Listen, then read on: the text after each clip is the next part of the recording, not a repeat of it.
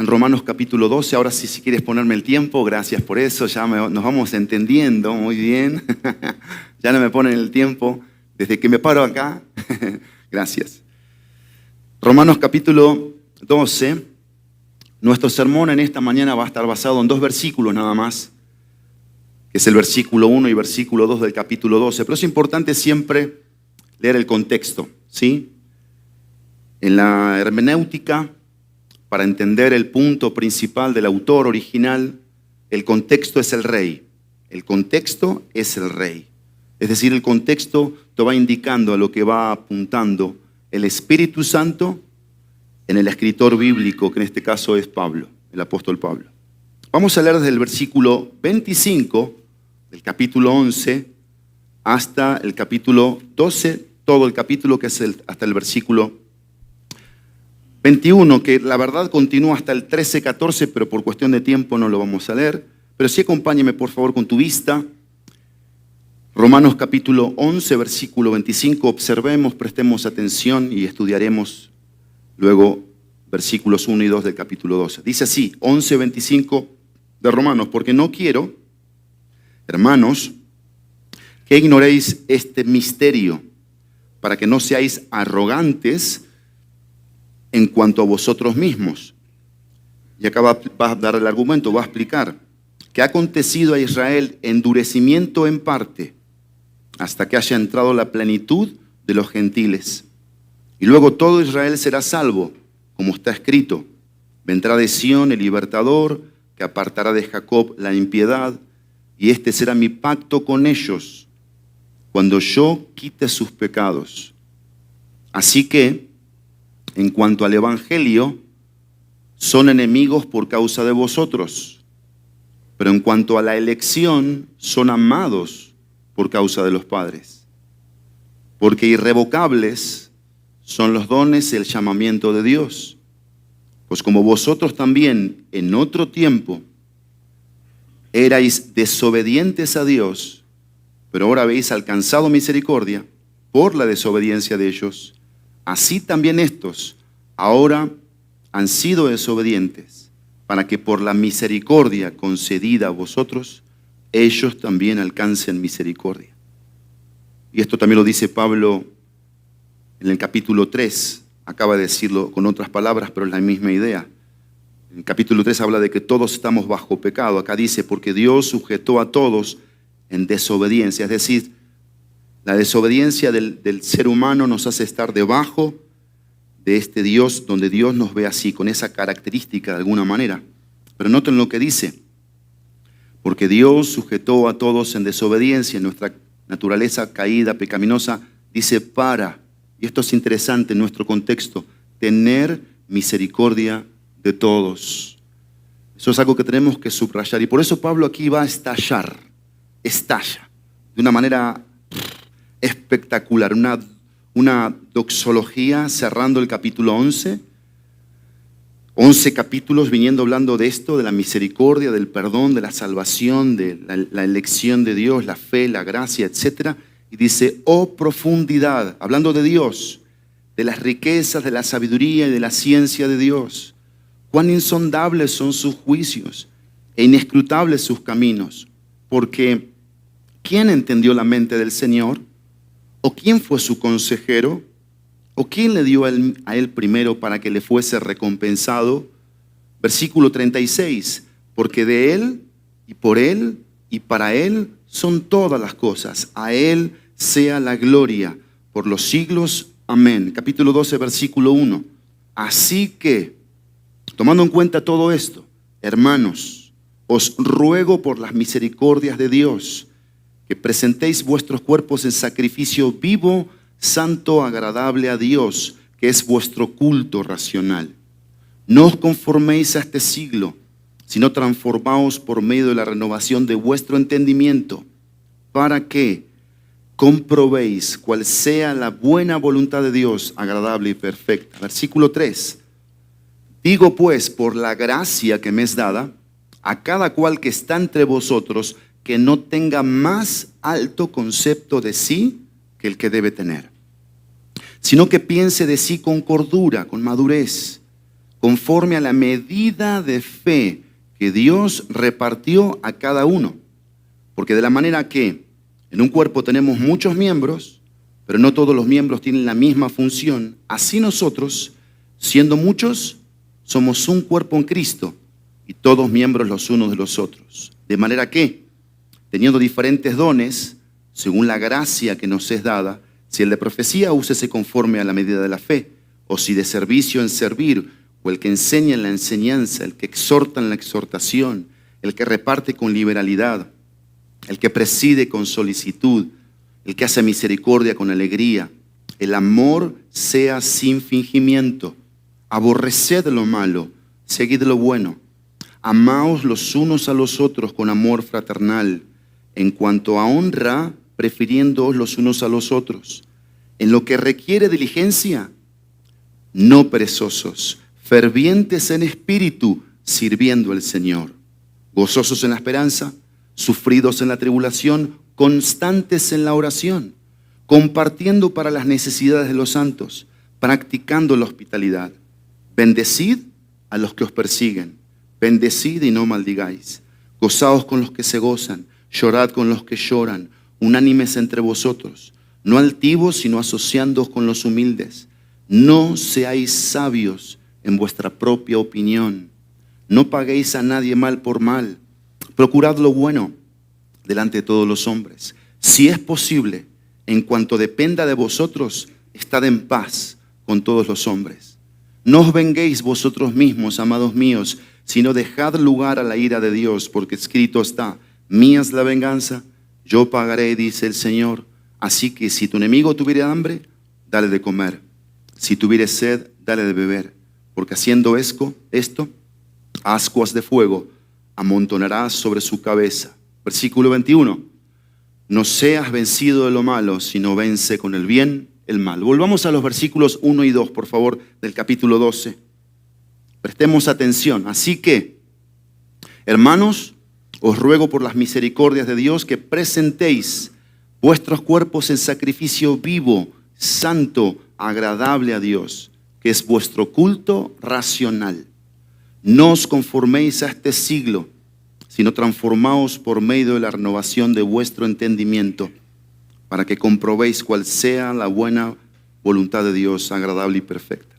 Voy a requerir de ti dinamismo para meternos en la palabra de Dios, ¿sí? Vamos a ver varias verdades que necesitamos aprender en esta mañana, y todo eso está contenido con la palabra.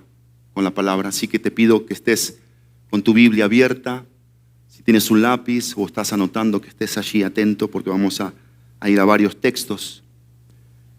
Y el título del sermón de esta mañana es el acto supremo de adoración espiritual del creyente. El acto supremo de adoración espiritual del creyente. Y esto va a implicar algunas cosas que vamos a remarcar, que puntualmente son 3. ¿Sí? Presentar el alma a Dios para salvación es la primera. Presentar el cuerpo como sacrificio vivo, santo y agradable a Dios es la segunda.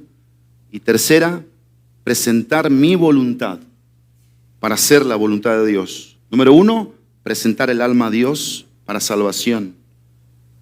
Os ruego por las misericordias de Dios. Número 2, presentar el cuerpo como sacrificio vivo, santo y agradable a Dios. Que presentéis vuestros cuerpos como sacrificio vivo, santo y agradable a Dios. Y 3, presentar mi voluntad para hacer la voluntad de Dios, para que comprobéis cuál sea la buena voluntad de Dios, agradable y perfecta. ¿En qué está pensando Pablo? Pablo está pensando en los 11 capítulos anteriores cuando escribe estos 2 versículos de Romanos 12, 1 y 2. Y Romanos se divide muy fácilmente, se divide capítulo 1 al capítulo 11. Todo lo que tiene que ver con la salvación. Y el capítulo 12 hasta el capítulo 16, que es donde cierra la epístola, es la santificación. Primero, la doctrina, lo que tú crees. Lo que tú crees afecta tu conducta. Es así, lo que tú crees debe afectar lo que tú haces, cómo tú vives. Los primeros 11 capítulos es doctrina, contenida de una manera es hermosa y amplia sobre la salvación. Ahora vamos a atender eso. Y los otros capítulos del 12 al 16 son los deberes. Sí, los deberes, la conducta, cómo nos conducimos. Y Pablo tenía esto en mente cuando escribía estos versículos. Y lo vimos en el versículo 33 al versículo 36. Yo quiero reafirmar eso. Oh profundidad. Esto estaba en la mente de Pablo cuando escribe el versículo 1 y 2. Oh profundidad de las riquezas, de la sabiduría y la ciencia de Dios. Cuán insondables son sus juicios e inescrutables sus caminos. Porque ¿quién entendió la mente del Señor o quién fue su consejero? ¿O quién le dio el primero para que le fuese recompensado? Porque de Él y para Él son todas las cosas. A Él sea la gloria por los siglos. Amén. Y Pablo empieza con un así que os ruego. Así que os ruego. ¿Sí? De alguna manera en este estalle, en esta expresión espontánea de alabanza, donde Pablo está expresando de manera apropiada, ¿sí? Pensando en los planes futuros de Dios para Israel, pero también pensando Pablo en la justificación por la fe para los gentiles. Pablo no ve otra manera que alabar, adorar y ubicarse delante de Dios. Pablo tenía en mente Romanos 1. ¿Qué tenemos en Romanos 1? La depravación total del hombre. Que el hombre adora la criatura, no adora al Creador por naturaleza, que el hombre no le da gracias a Dios. Naturalmente el hombre no se acuerda de Dios, el hombre se olvida de Dios, el hombre no tiene presente a Dios en sus vidas. Y Pablo tiene eso en mente aquí.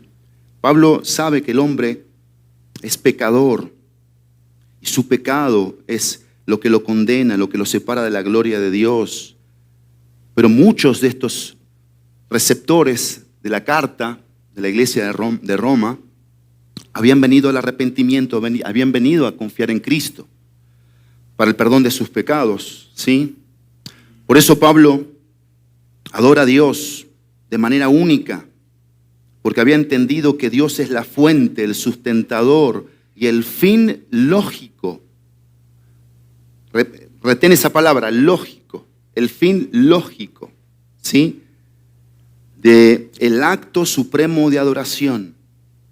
Pero también a mí me llama la atención, viendo el contexto, que Pablo responde mediante el pasaje del capítulo 12, versículo 3. Se los quiero leer la Nueva Biblia de las Américas, 12:3. No solamente Pablo piensa en lo anterior, sino Pablo piensa en lo posterior, y dice el versículo 3, porque en virtud de la gracia que me ha sido dada, digo a cada uno que no piense de sí más de lo que debe pensar, sino que piense con buen juicio. Y uno se pregunta, ¿qué significa pensar con buen juicio en este contexto? ¿Qué significa eso? ¿Qué es pensar con buen juicio? Bueno, es tener en mente esto. Ahora vamos a llegar allí, pero termino el texto. Según la medida de fe que Dios ha distribuido a cada uno.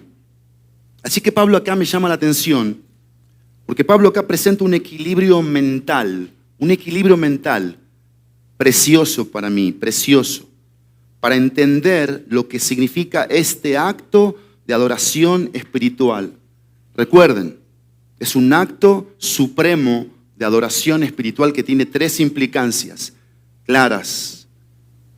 Las misericordias de Dios, que es la salvación, mi presentación de cuerpo en sacrificio vivo, santo, que es mi santificación, y la comprobación de su voluntad, es decir, dejo de hacer lo que yo deseo y hago lo que Él quiere. Y eso es una actitud de servicio, de ser siervo, de ser esclavo.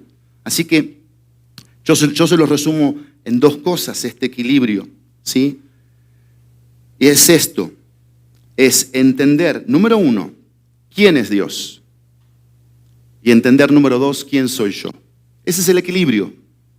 ¿Quién es Dios? Oh, profundidad de las riquezas, la sabiduría.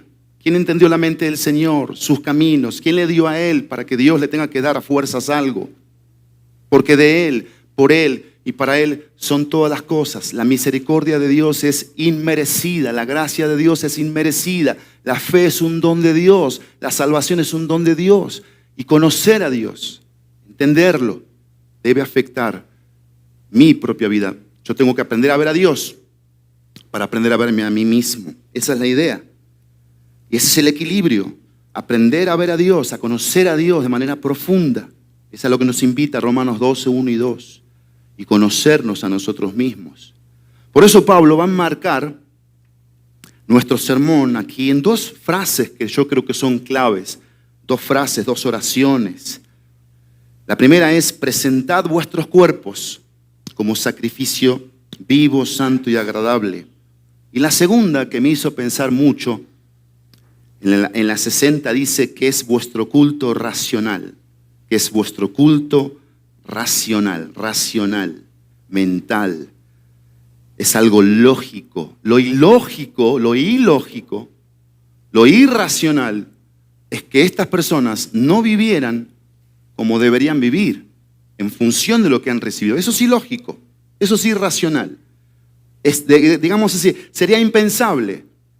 No entra, pero sí pasa. Porque puede estar tú aquí y no estar viviendo como el texto está diciendo que debemos vivir. Algunas Biblias traducen presentad y esto de racional de la siguiente manera. La NBI, la palabra presentad dice ofrezcan. Y la palabra culto racional dice adoración espiritual. La NTV, la palabra presentad, ¿sí?, lo dice como entreguen. ¿Y qué es el culto racional? Lo traduce: esa es la verdadera forma de adorarlo. Y la NBLA también habla de presenten y traduce culto racional diciendo: es el culto racional de ustedes. ¿Sí?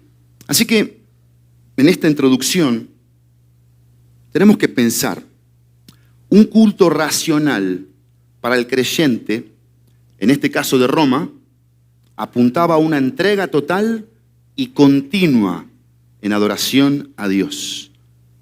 Yo recuerdo que en el ministerio que trabajé por muchos años se hacía una actividad que le llaman la fogata, en donde se animaba a los jóvenes en esa actividad de la fogata a consagrar su vida al Señor. ¿Cómo lo hacían? Con un palito. Agarraban el palito, lo tiraban a la fogata. El palito representaba su vida. Pero pasaba algo. El chico llegaba a su ciudad y el fuego del palito se consumía tan rápido como cuando llegaba a su casa. Y se encontraban con sus amigos, su escuela, etc. Y volvía a las mismas andanzas. Y ese es el punto que confunde. La santificación del creyente es continua, es continua. No es muy fácil, ¿no? Tiro un palito, que se queme, buena analogía, pero ¿qué pasa con mi vida? ¿Qué pasa con mi interior? ¿Qué pasa con mi manera de pensar? Con mis actitudes. ¿Cómo las cambio? ¿Cómo cambio mi manera de pensar? ¿Cómo cambio mi cristianismo? ¿Cómo ajusto mi cristianismo a lo que la Biblia dice que debe ser mi cristianismo? Porque ahí es donde hay mucha confusión. Que si yo pregunto en todo este sector, ¿qué es la vida cristiana para ti? Tendrían una definición, ustedes tendrían otra definición y ellos tendrían otra definición. Cuando aquí la Biblia nos dice cuál es la definición de vida cristiana. Claramente, no hay más. Y es lo que tenemos que entender. Bueno, justamente yo estudiaba y leía varias cosas y me llama la atención algo que dice John MacArthur sobre justamente este acto racional que tiene que ver con la adoración, esta manera lógica, pensante de adorar a Dios. Y él lo dice en función a Romanos 12:1. Dice así: la adoración verdadera incluye muchas cosas, además de los elementos obvios como la oración, la alabanza y la acción de gracias. Incluye servir a Dios mediante el servicio a otros en su nombre, en especial a los hermanos de la fe. Él continúa y dice: la adoración sacrificada incluye el no olvidarse, y va a tener una cita bíblica de Hebreos, capítulo 13, versículo 15 y 16, que dice: de hacer bien y de ayuda mutua no os olvidéis, porque de tales sacrificios se agrada a Dios. Sin embargo, dice MacArthur, por encima de todo lo demás, que es la alabanza, la gratitud, el servicio, el sacrificio, la ayuda mutua, ¿sí? Por encima de todo eso, nuestro acto supremo de adoración consiste en ofrecernos nosotros mismos como sacrificios vivos de manera total y continua al Señor. Repito, ¿qué implica esto? Ofrecernos nosotros mismos como sacrificios vivos de manera total y continua al Señor. Así que yo quiero comenzar con las implicaciones, es decir, con lo que tú tienes que tener en mente de manera práctica al leer Romanos 12, 1 y 2. ¿Qué es lo que debes tener presente? Número 1, de alguna manera presentarnos a Dios como un culto racional o lógico para estos creyentes debía implicar, número 1, ser agradecidos por todas las bendiciones recibidas. Y como les dije, vamos a ser dinámicos. Vamos a ir rápidamente a Efesios capítulo 1, versículo 3. Acompáñenme, Efesios 1, 3. Efesios 1, 3. Lo primero es ser agradecidos por todas las bendiciones recibidas. ¿Qué dice Efesios 1, 3? El contexto es del versículo 3 hasta el versículo 14. Solamente leemos el 3. 1, 3 de Efesios. Dice, bendito sea el Dios y Padre de nuestro Señor Jesucristo, que nos bendijo con toda bendición espiritual en los lugares celestiales en Cristo. Acompáñenme a otros textos. Colosenses 2, 3. Ahí cerquita de Efesios. Colosenses 2, 3. Dice,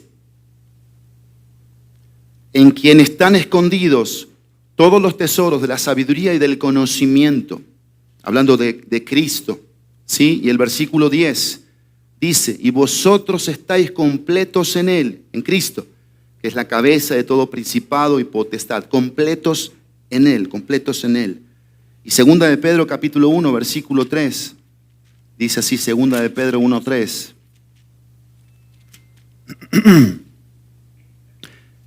Dice, como todas las cosas que pertenecen, estoy en segunda de Pedro 1, 3, como todas las cosas que pertenecen a la vida y a la piedad, nos han sido dadas por su divino poder, mediante el conocimiento de aquel que nos llamó por su gloria y excelencia, etc. Y el apóstol Pedro sigue diciendo, y primera de Juan 2:27, aquí ya unas páginas después, primera de Juan 2:27 dice, pero la unción que vosotros recibisteis de Él permanece en vosotros.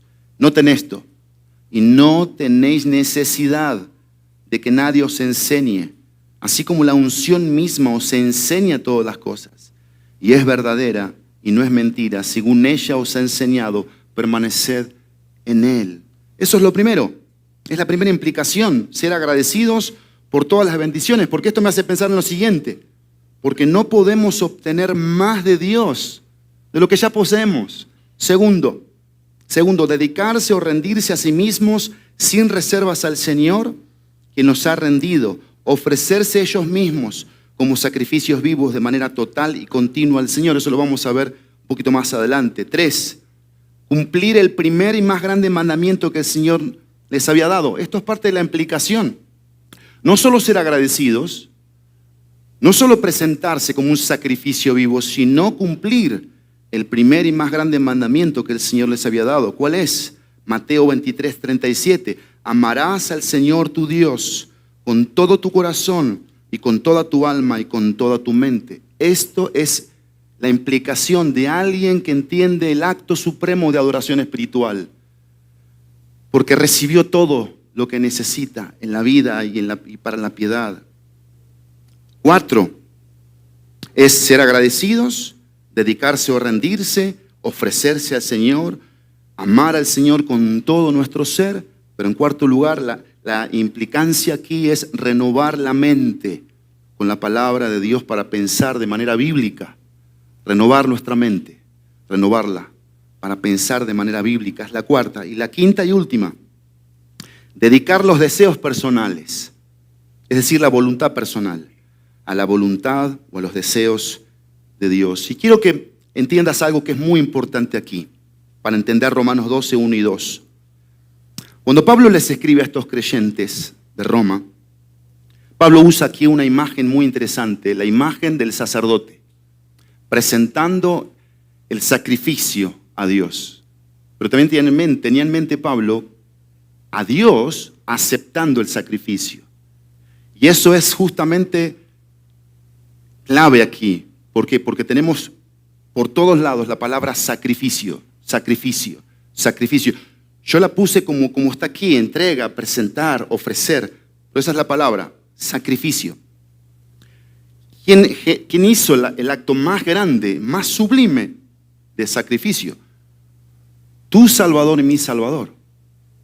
Cristo se sacrificó. Ya no necesitamos más corderitos ni más sacrificios, porque Cristo lo hizo una sola vez y para siempre. Y eso tenía Pablo en mente, esta imagen del sacerdote presentando, del sacerdote ofreciendo, del sacerdote trayendo, ¿sí? De manera continua. Dios aceptando ese sacrificio y generando de alguna manera ese vínculo donde el sacerdote reconoce, el sacerdote entiende, el sacerdote presenta y Dios es adorado, alabado, exaltado. Así que todo nuestro pasaje gira alrededor de esto. Por eso vamos a ver en primer lugar la entrega del alma a la misericordia o a las misericordias de Dios. Este acto supremo de adoración espiritual del creyente implica en primer lugar la entrega del alma a las misericordias de Dios. Dice nuestro texto, así que hermanos, el así que toma Pablo, lo que acababa de decir, hermanos, está hablando a creyentes, y esta palabrita es interesante, os ruego, es un llamado tierno y pastoral. Pero también la palabra ruego a mí me llamó la atención porque significa ponerse al lado de, acompañar. Después esta palabrita ruego se iba a traducir exhortación, ánimo, confrontación. Pero aquí Pablo está mencionando de alguna manera la figura del Espíritu Santo. La palabra en griego es parakletos y esa es la palabra que aparece aquí, ruego. Parakletos, el que está al lado de. Y Pablo hace este ruego. Pablo se está de alguna manera involucrando en esta dinámica de este acto supremo de adoración a Dios. ¿Y qué dice Pablo? Os ruego por las misericordias de Dios. Pablo hace un llamado tierno y pastoral a pensar en las misericordias de Dios y cómo debería vivir el que las recibe. Es una respuesta al ruego de algo ya recibido. Estas misericordias serán gracias gratuitas que Pablo expuso en los primeros 11 capítulos que incluyen 4 cosas. El amor de Dios, la gracia de Dios, la justicia de Dios y el don de la fe de Dios. Solamente vamos a ver un versículo de cada una porque son más, hay muchos versículos, pero veamos el amor de Dios. Capítulo 1, versículo 7. Esto es parte de esas misericordias. 1:7 dice, a todos los que estáis en Roma, amados de Dios, llamados a ser santos, gracia y paz a vosotros de Dios, nuestro Padre y del Señor Jesucristo. 2, la gracia de Dios, capítulo 3, versículo 24. 3:24 dice,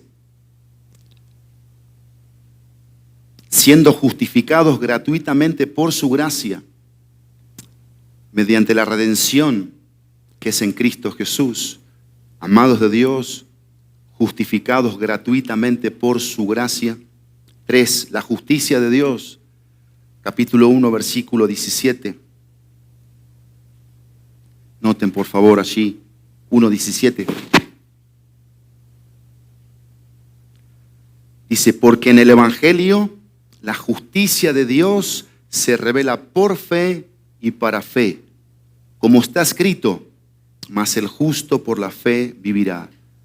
En el Evangelio la justicia de Dios se revela, la justicia de Dios. Y en cuarto lugar, el don de la fe de Dios. Vamos a leer el capítulo 5, versículo 1. Dice 5:1, justificados pues por la fe, tenemos paz para con Dios por medio de nuestro Señor Jesucristo. Y lo resumimos de esta forma. En Cristo somos los amados de Dios y recibimos fe y nos arrepentimos para que el poder del Evangelio nos salve. Sus gracias en Cristo nos traen perdón. Tales misericordias que salvan el alma deberían motivar a los creyentes a su dedicación completa al Señor. Ahora, de alguna manera, estas misericordias, cuando Pablo les ruega, tenían que significar algo para los que estaban oyendo, ¿no les parece? ¿Qué tenían que significar? ¿El amor de Dios? ¿Qué tenían que significar? ¿La gracia de Dios?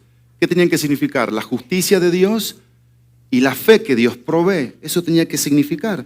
Pero interesante, porque hay respuestas contrarias y Pablo lo va a desglosar aquí en Romanos. Justamente, pensemos lo contrario a esta respuesta a la misericordia de Dios, que sería ¿qué? Presentar mi vida en sacrificio vivo, santo, agradable, no conformarme a este siglo, renovarme bajo un entendimiento de la palabra, ser santo y comprobar que mi voluntad no es la importante, sino la de Él, y servirle para siempre. ¿Sí? El Nuevo Testamento da muchas advertencias acerca de la disciplina que Dios aplica a los creyentes infieles y desobedientes. Por ejemplo, Gálatas 6:8 dice: el que siembra para su carne, de la carne segará corrupción. Después tenemos Hebreos capítulo 12, versículo 6. El Señor al que ama, disciplina y azota a todo el que recibe por hijo. Después tenemos 2 de Corintios capítulo 5, versículo 10, que dice: porque os es necesario, que todos nosotros comparezcamos ante el tribunal de Cristo, para que cada uno reciba lo que haya recibido mientras estaba en el cuerpo, sea bueno o sea malo. Pensemos en esto, por favor. No obstante, el motivo que más debería constreñir, quebrantar, doblegar, humillar al creyente a vivir en fidelidad y obediencia, ¿no debería ser la amenaza? ¿No debería ser la amenaza de disciplina o la pérdida de recompensas? ¿Qué es lo que debería motivar? ¿Cuál debería ser nuestra motivación? La gratitud rebosante e incesante por las misericordias de Dios. ¿No les parece? ¿Eso está presente hoy acá en nosotros? Yo tengo dos preguntas. ¿Cuál es tu actitud hoy frente a las misericordias de Dios? ¿Cuál es tu actitud hoy frente a las misericordias de Dios? ¿Cuál debería ser la respuesta lógica al ruego que Pablo hace? Piensa, por favor, piensa. Pablo hace un ruego: os ruego. Si alguien te ruega, ¿qué debería haber del otro lado? Una respuesta lógica. Pero esa respuesta muchas veces, aún llamándote cristiano, no está. ¿Por qué? Bueno, Pablo va a responder por qué. Lo segundo, la entrega del cuerpo como sacrificio vivo, santo y aceptable a Dios. ¿Qué dice nuestro versículo en la parte B del versículo 1? Dice Pablo: os ruego por las misericordias de Dios que presentéis vuestros cuerpos en sacrificio vivo, santo, agradable a Dios, que es vuestro culto racional. No os conforméis a este siglo, sino transformaos por medio de la renovación de vuestro entendimiento. Familia, necesito que estemos bien atentos, bien agradecidos hasta este momento por las grandes y múltiples gracias y misericordias de Dios, porque lo que viene ahora es extremadamente importante. Extremadamente importante. La entrega del cuerpo como sacrificio vivo, santo y aceptable a Dios. Después de que tu alma es de Dios, lógico, sus misericordias, sus gracias son irresistibles, caímos rendidos ante su amor, nos arrepentimos, confiamos de todo corazón, abrazamos a Cristo. Mi alma es de Dios. Así también tu cuerpo debe ser suyo. ¿Es lógico? Por supuesto que sí. Presentarle alude a lo que hacía el sumo sacerdote a la hora de colocar la ofrenda sobre el altar del sacrificio. Da la idea de rendir o entregar. La exhortación tiene un peso de mandato, no es opcional, no es si yo quiero, no es si amanezco de buenas, no es si mi iglesia es una iglesia que de alguna manera me motiva a hacerlo. No, esto tiene que ver con las misericordias de Dios recibidas, con la salvación. ¿Sí? Es un mandato. Y me llama la atención que se une el Nuevo Testamento con Pablo y con Pedro, porque ven lo que dice Pedro en 1 de Pedro 2.5. 1 de Pedro 2.5. Vosotros también como piedras vivas, sed edificados como casa espiritual y sacerdocio santo. Y usa la misma imagen. ¿La misma imagen de qué? Del sacerdocio, de lo que hacía el sacerdote. ¿Y cómo termina el versículo 5 de 1 de Pedro 2? Para ofrecer sacrificios espirituales aceptables a Dios por medio de Jesucristo. Así que para meternos aquí, lo primero que somos ordenados a presentar son nuestros cuerpos. Piensa, por favor, tu cuerpo y mi cuerpo. Es lo primero. Nuestros cuerpos son más que caparazones físicos que albergan el alma. Son el lugar donde reside nuestro hombre viejo y no redimido. Mi carne, que de alguna manera mis ojos tienen deseos de ver, mis oídos de oír, sí, mi mente, mi corazón siente, alberga cosas. De alguna manera tenemos que nosotros entender esta parte del cuerpo. Y Pablo lo va a explicar justamente en Romanos capítulo 7, versículo 5. Dice Pablo en 7:5 de Romanos, porque mientras estábamos en la carne, las pasiones pecaminosas que eran por la ley obraban en nuestros miembros, llevando fruto para muerte. Sin Cristo, nosotros hacíamos cualquier cosa con nuestro cuerpo, pero con Cristo, y aún siendo genuinamente salvos, eso puede estar pasando. Que con tus ojos, que con tus oídos, que con tu corazón, con tus pies, con tus manos, tú hagas cosas que no agradan a Dios, que Dios no las acepta como una ofrenda viva, santa y agradable. Pero Pablo va a ampliar esto en el capítulo 7, versículos 22 y 23, ahí mismo de Romanos. Dice Pablo esto, miren qué interesante. Porque según el hombre interior, me deleito en la ley de Dios. Pablo estaba aquí como que en una argumentación sumamente interesante de la batalla que él experimentaba con su carne y con la salvación. Por eso dice esto en el versículo 22. Porque según el hombre interior, ya regenerado, justificado, me deleito en la ley de Dios, pero veo otra ley en mis miembros que se rebela contra la ley de mi mente y que me lleva cautivo a la ley del pecado que está en mis miembros. ¿Cómo termina Pablo aquí diciendo, miserable de mí? Pablo se sentía miserable. ¿Por qué? Por esta batalla, ¿ves? Con los ojos, con los oídos, con lo que pienso, con lo que siento. Por eso dice Pablo en el capítulo 6 de Romanos, versículo 12, no reine pues el pecado, ¿en dónde? En vuestro cuerpo mortal, de modo que lo obedezcáis en sus concupiscencias. ¿Es importante el cuerpo para Dios? ¿Qué piensan ustedes? ¿Me están siguiendo? Es lo primero que tenemos que entender, que es de alguna manera un culto racional, un culto lógico. Presentar continuamente mi cuerpo a Dios, y vamos a avanzar en cuanto a esto. Pablo dice en 1 Corintios 6, versículo 19, este es un versículo que marcó mi cristianismo desde adolescente, desde joven.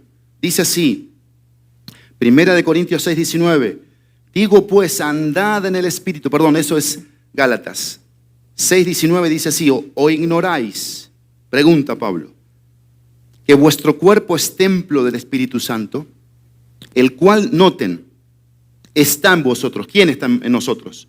El Espíritu Santo. Sí, mi alma fue comprada, fue sellada por el Espíritu Santo, es de Dios, pero mi cuerpo también tiene que serlo. ¿Y qué dice Pablo? dice, ¿o ignoráis que vuestro cuerpo es templo donde Dios decidió ya no habitar en cosas construidas de madera, de cemento, sino en un estuche, ¿sí? Humano? Aquí reside Dios en este cuerpo, su espíritu, y dice, ¿o ignoráis que vuestro cuerpo es templo, algo santo, algo sagrado, dedicados, templo del Espíritu Santo, el cual, dice, está, verbo presente, continuo, en vosotros? ¿Y cómo termina? Está en vosotros, el cual tenéis de Dios. O sea, el Espíritu Santo no lo obtuviste tú. Fueron las misericordias de Dios que te lo dio, y eso te hace ser agradecido, consciente. Dice, el cual tenéis de Dios, pero no termina Pablo ahí, dice, y que no sois vuestros. Eso está presente en mi vida todo el tiempo. Yo no me pertenezco a mí mismo. Precisamente no está presente. Nuestras carnes muchas veces toman control. Y esto pasa, lo que Pablo dice en Gálatas, capítulo 5, versículos 16 y 17. Dice Pablo, digo pues, andad en el Espíritu, en una dependencia, en una sensibilidad, en una comunión con la palabra, con la oración, con la obediencia. Andad en el Espíritu. ¿Qué dice? Y no satisfagáis los deseos de la carne. Y ahí va a explicar Pablo el argumento. ¿Por qué? Porque el deseo de la carne es contra el Espíritu, y el del Espíritu es contra la carne, y estos se oponen entre sí para que no hagáis lo que quisierais. Vamos a pensar en algunas preguntas para entender esto del cuerpo. Por favor, aterricemos esto. ¿Cuál es el deseo más profundo de tu corazón? Piensa. ¿Cuál es el deseo más profundo de tu corazón? Otra pregunta. ¿Cuál es la carga que más pesa en tu corazón? ¿Qué es lo que más hoy está pesando tu corazón como una carga? ¿Qué ocupa tu mente y pensamientos más que cualquier otra cosa? ¿Qué ocupa tu mente y pensamientos más que cualquier otra cosa? Por eso Pablo dice algo aquí, para reforzar este argumento y esta idea de presentar el cuerpo. ¿Qué sigue diciendo? No os conforméis a este siglo. No os conforméis a este siglo. Porque mi cuerpo está acá, ¿sí o no? Tu cuerpo está acá, en este siglo, en este tiempo presente. Pero Pablo dice, no os conforméis a este siglo. Esto es una expresión externa que no refleja lo que hay en el interior. Es decir, si externamente yo tomo la forma de lo que el mundo dicta, internamente hay algo que no está siendo coherente, no está siendo lógico, está siendo ilógico. Esa es la idea, ¿sí? Y la idea aquí de tomar forma es enmascarar, es desfigurar o mostrar una actuación siguiendo un patrón o esquema prescrito. Transmite algo que es transitorio, perecedero e inestable. Este mundo es eso, perecedero, transitorio e inestable. El punto es que no debemos permitir ser conformados a este siglo. No debemos adquirir la forma de una persona del mundo por ninguna razón. Un autor que se llama J.B. Phillips traduce esta frase de la siguiente manera: no permitan que el mundo que los rodea se las arregle para meterlos a la fuerza en su propio molde. Repito, no permitan que el mundo que los rodea se las arregle para meterlos a la fuerza en su propio molde. Y piensa, por favor, ¿cuáles son tus pasiones? ¿Qué es lo que más te apasiona? Y miren, no podemos hablar de todo eso porque se nos van 3 horas. Pero estamos en un tiempo donde hay una pasión hoy interesante. En México, Canadá y Estados Unidos. Y me van siguiendo, ¿no? Yo escuchaba a un pastor esta semana decir esto. A ese pastor que admiro, respeto, le quiero mucho. él decía que llegó un momento en su vida en donde identificó que ese deporte era un ídolo en su corazón. Él vio perder una final y se quedó él frente al televisor, triste, enojado. Le duró como 3 semanas y dijo, esto es un ídolo. Esto no puede ser. No puede ser. No puede ser que yo tenga odio. No puede ser que yo tenga deseos malos hacia esas personas. No puede ser. No puede ser. Y miren, algo que puede ser muy padre, ¿no? Y es mundial y es impresionante. Hoy es la empresa más multimillonaria que existe. Para nosotros puede ser un ídolo del corazón.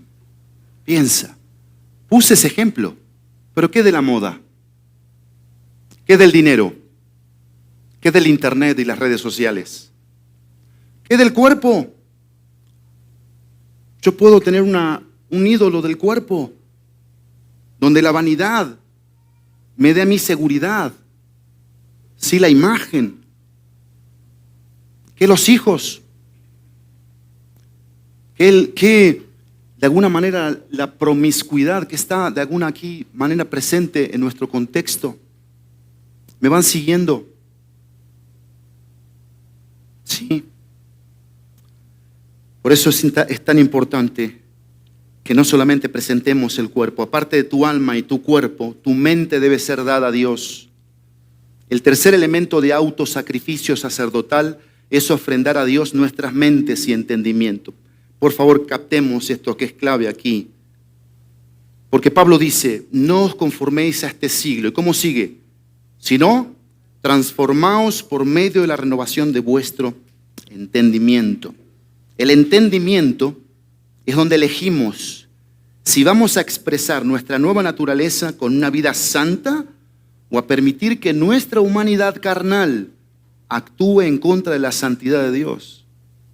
El secreto de la santificación está en la renovación de nuestra mente. Y por favor, no nos vayamos de aquí. Prestemos atención. Yo estoy leyendo ahora mucho por mis estudios a Martin Lloyd-Jones.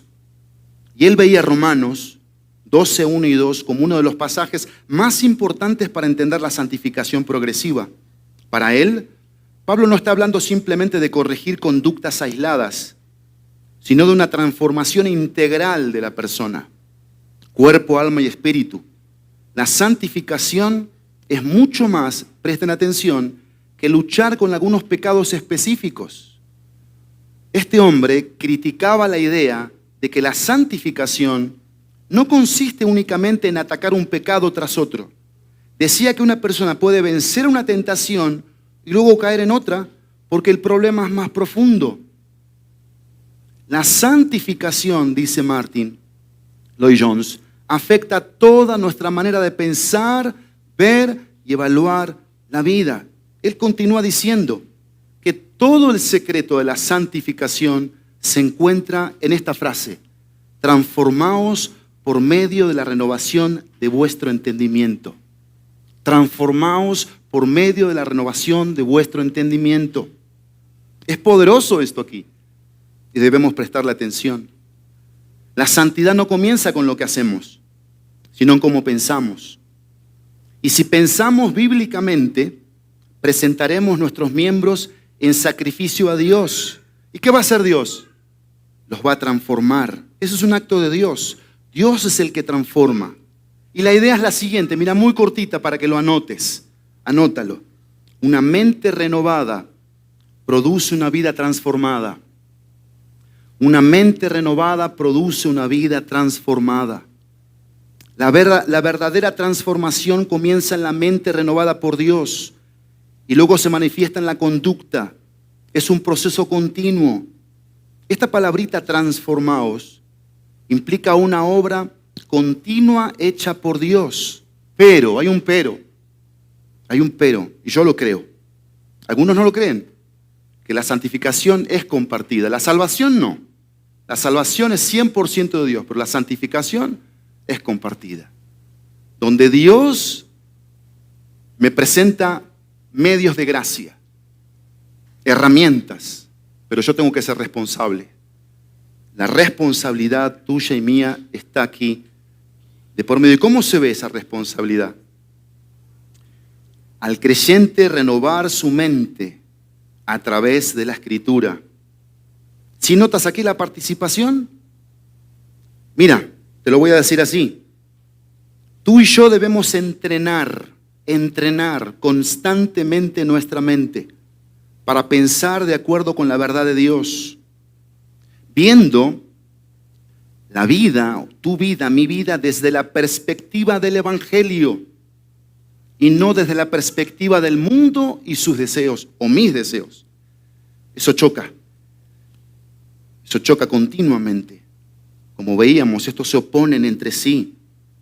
La santificación surge de la identidad con esto y no del legalismo. No es añadir a tu vida reglas y reglas y reglas y reglas. No.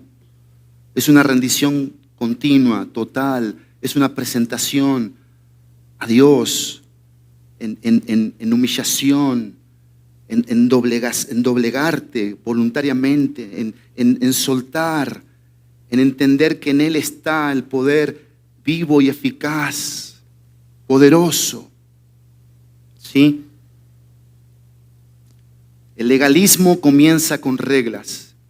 El cristianismo comienza con lo que somos en Cristo. Por eso Pablo dice, os ruego por las misericordias de Dios. Y nota esto, por favor. El creyente no cambia para convertirse en hijo de Dios. Cambia porque ya es hijo de Dios. Y eso tenemos que entenderlo. Hay un constante evaluar y examinar mi vida. ¿A la luz de qué? De la palabra de Dios. Porque si yo me renuevo con la palabra de Dios, la palabra de Dios será mi examen continuo y constante. ¿Sí? La conducta santa es el fruto de una nueva naturaleza, no el medio para obtenerla. Algunos ejemplos importantes para ti y para mí en cuanto a la renovación de la mente. Salmo 119:11. En mi corazón he guardado tus dichos para no pecar contra ti. Josué capítulo 1, versículo 8. Sino que de día y de noche meditarás en él. Colosenses 3:16. La palabra de Cristo more en abundancia en vosotros, enseñándoos, exhortándoos.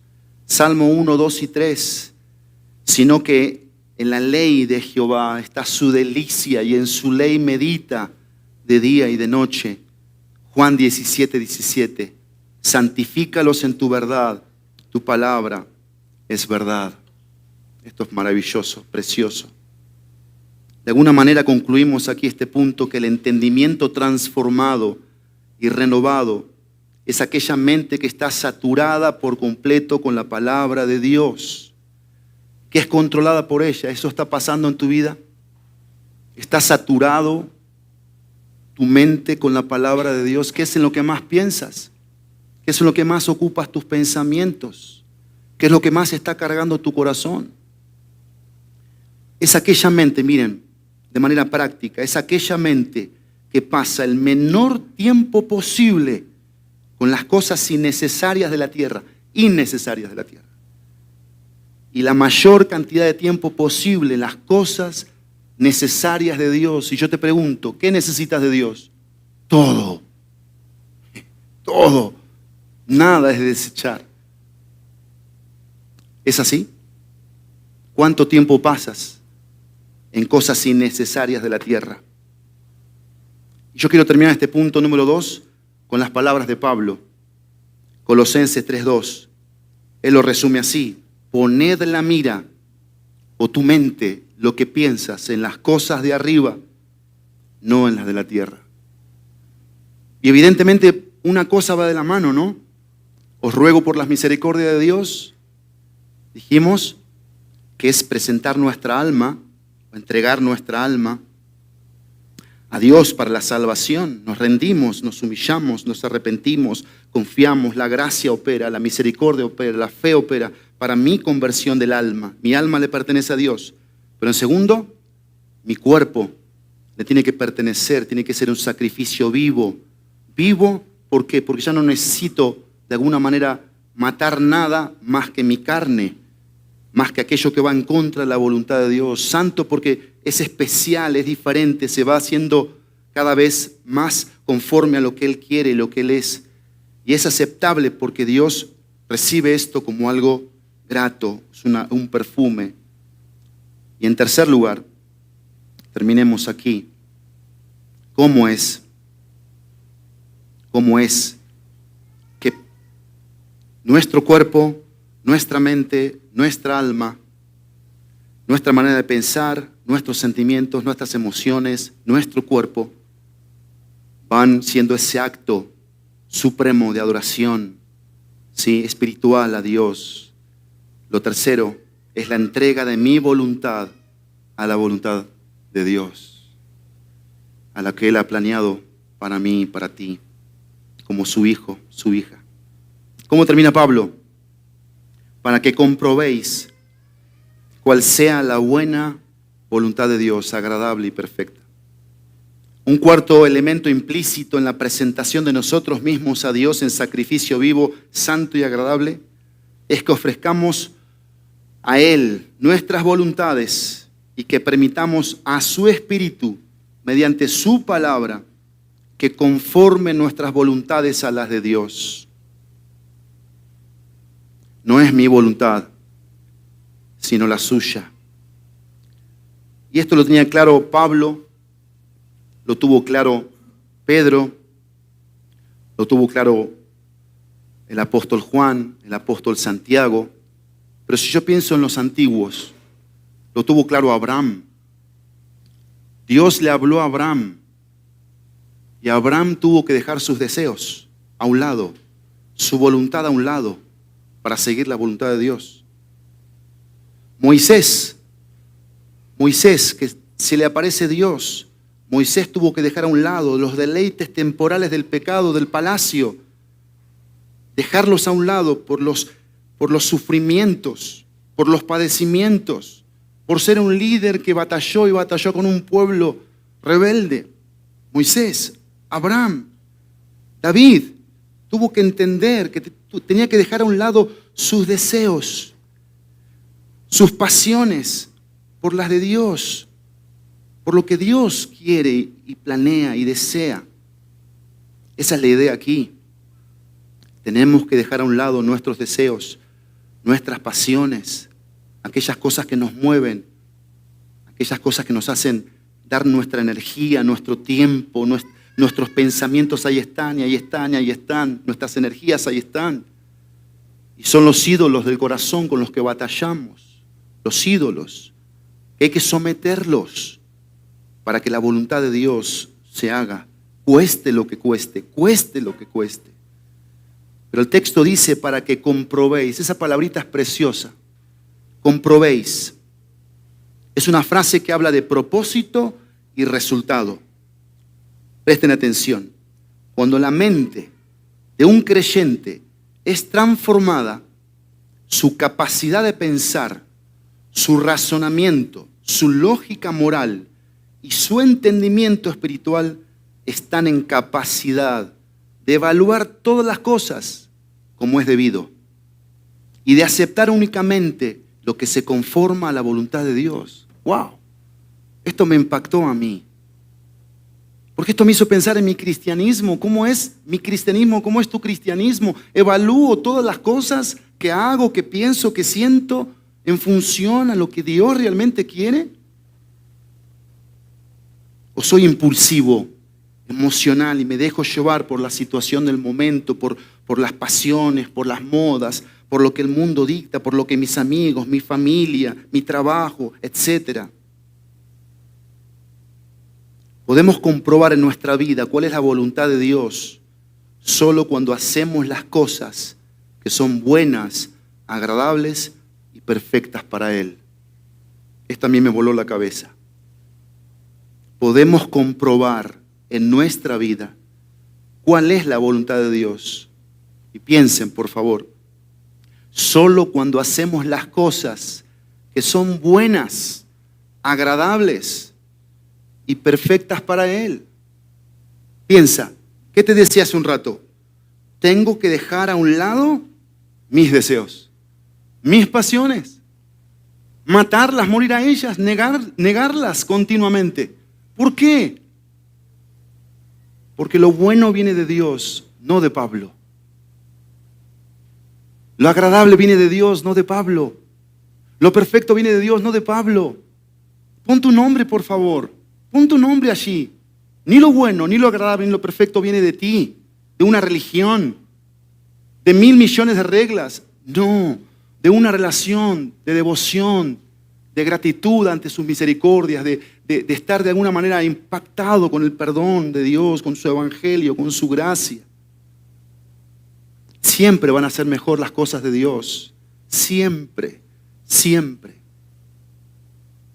Y uno tiene que estar expectantes en relación a eso. Cuando Pablo emplea la palabra agradable, está usando un lenguaje del Antiguo Testamento con relación a los sacrificios, describiendo la clase de vida santa que Dios aprueba como un sacrificio vivo, que no tiene manchas ni defecto moral o espiritual. Y esto es fuerte aquí. ¿Por qué? Hoy, con la vida que estoy llevando, con las decisiones que estoy tomando, con lo que hago con mi cuerpo, con lo que hago con mi mente, con mis tiempos libres de ocio, con lo que de alguna manera yo ya he recibido en las misericordias de Dios, que son esos dones espirituales, como de servir, como de enseñanza, como de exhortación, como de fe. ¿Qué dice Dios? ¿Cómo los está viendo Dios? ¿Dios los está aceptando? Dios hoy acepta lo que estás haciendo con tu vida, con tu cuerpo, con tu tiempo, con tus talentos, con los dones, con los recursos. ¿O tú estás sujetando tu cristianismo a ideas que has aprendido, a modismos, a rituales religiosos, de aparentar cosas que Dios en este momento puede estar deliberadamente rechazando? ¿Están conmigo pensando en esto, lo fuerte que es esto? Y que, aquí nos podemos confundir, ¿sí? Nos mezclamos. Pero si hoy te mueres,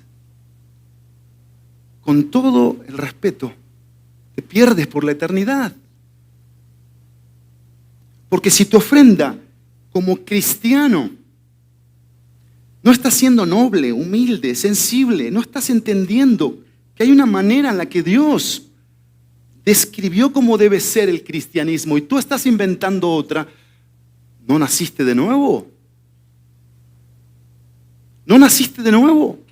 La fe no es real, es falsa. Si estás involucrado en vicios, si lo que te domina es el alcohol, el cigarro, las malas palabras o las pasiones, y sigues siendo una persona dominada por la carne. Yo te quiero decir algo, yo todos los días batallo con mi mente, todos los días. No hay un día en el que yo le pueda decir a mi mente, descansa. No, todos los días mi mente tiene que trabajar y trabajar y trabajar. ¿Con qué? Con la palabra de Dios, con los recursos de Dios, mis ojos todos los días. No hay un día en el que yo pueda dormir la siesta. El tiempo, el uso del tiempo. La Biblia habla del tiempo, que tenemos que aprovechar el tiempo. ¿Por qué? Los días son malos. El maligno está suelto y quiere hurtar, matar y destruir. Y el punto es este, mirá, vamos a participar ahora del jugo del pan. Y todo creyente genuino debería ser sincero, no legalista, escucha, no legalista, sincero, de que estás batallando todos los días por agradar a Dios, por renovar tu mente, por sacrificarte, por morir, por matar, por mortificar tus deseos, por someterlos a Dios, por tener una relación viva con Él. No hipócrita, no falsa, de que dominas el cristianismo de una manera campeona. No. No, no es así. Perfecta alude a la idea de ser completo, algo que es todo lo que debería ser. Eso es perfecto. ¿Para quién? Para Dios. ¿Quién pone el estándar aquí? ¿La iglesia cristiana? ¿El pastor de esta iglesia? ¿Quién pone el estándar? ¿Quién pone la vara? ¿Quién pone los valores aquí? Dios, su palabra. Tú y yo deberíamos examinarnos en estos momentos, evaluarnos en estos momentos. Todo el tiempo estamos pensando en eso para la toma de decisiones, familia. Para la toma de decisiones. Donde mira, puede ser así, mira, así. En un segundo, en un segundo. Acuérdate de lo que te voy a decir ahora con todo mi amor. En un segundo empezás a descuidar, empezás a distraerte, empezás a darle lugar a cosas. En un segundo, en un segundo, en un segundo, en un segundo. Y después terminás aparentando, mostrando algo. Pero como dicen los escritores, los maduros espirituales notamos eso. Nos damos cuenta que uno de los músicos se está desentonando, que la lavanda ya huele mal, hay alguien que está oliendo mal. ¿Y qué crees? Como yo les decía ayer, las oportunidades siempre están de parte de Dios, pero no todos las aprovechan. Dios quiere que esta mañana este ruego tierno y pastoral a ti y a mí nos quebrante. Terminamos. Nuestras voluntades deben desear solo aquello que Dios desea y llevarnos a hacer solo aquello que Él quiere que hagamos, de la manera que Él quiere que sea hecho, de acuerdo a su voluntad y por su poder. Nuestras voluntades imperfectas siempre deben someterse a su voluntad perfecta. Una mente transformada produce una voluntad transformada, de tal manera que contamos con el deseo, la capacidad y la ayuda del Espíritu para poner a un lado nuestros planes y aceptar en confianza los de Dios, sin importar cuál sea el costo. Esto incluye el fuerte deseo de conocer mejor a Dios y seguir su propósito para nuestra vida. La transformación de nuestras mentes y voluntades debe ser de manera constante. Así que esta es la meta del acto supremo de adoración espiritual, la entrega del alma a las misericordias de Dios. Y yo te pregunto, ¿eres salvo? ¿Eres salvo? ¿Eres salva? La entrega del cuerpo como sacrificio vivo, santo y aceptable a Dios. Y yo te pregunto, ¿vives en santidad? ¿Estás viviendo en santidad? Y en tercer lugar, la entrega de mi voluntad a la voluntad de Dios. Y yo te pregunto, ¿estás sirviendo a Dios? ¿Tu vida es un servicio voluntario, abnegado a Dios? ¿Tus dones hoy están siendo usados por Dios? ¿Tus talentos? ¿Todos los recursos? Las implicaciones, como dijimos, del acto supremo son ser agradecidos por todas las bendiciones que recibimos de Dios. Dedicarnos, rendirnos a nosotros mismos, sin reservas al Señor, porque Él nos ha redimido. Ofrecernos nosotros mismos como sacrificios vivos de manera total y continua. Tenemos que amar a Dios con todo nuestro ser, alma, corazón, mente y fuerzas. Renovar la mente con la palabra de Dios para pensar de manera bíblica. Y en último lugar, dedicar los deseos personales, mi voluntad, a la voluntad y a los deseos de Dios. Oremos. Señor, gracias por tu palabra que viene a nuestras vidas para traer verdad que nos puede hacer libres, traer convicción, mi Dios, convicción a corazones que pueden estar endurecidos en esta mañana, en tinieblas, y también traer, mi Dios, esta salvación preciosa, hermosa, que se encuentra solo en ti, que nos invita a una transformación, a una renovación, a una presentación viva, santa, que te agrada a ti. Pero también, Dios, algo precioso, maravilloso, que es comprobar, descubrir tu propósito. Dios, aquello que has planeado desde antes de la fundación del mundo para que nosotros anduviésemos por ello, por esas obras. Tu voluntad y no la nuestra. Por eso nuestro Señor, nuestro Salvador decía eso contigo y hacia sus discípulos. Yo no vine acá a hacer mi voluntad, sino la de mi Padre. Por favor, Dios, trae al corazón de cada uno de los oyentes en esta mañana arrepentimiento, fe.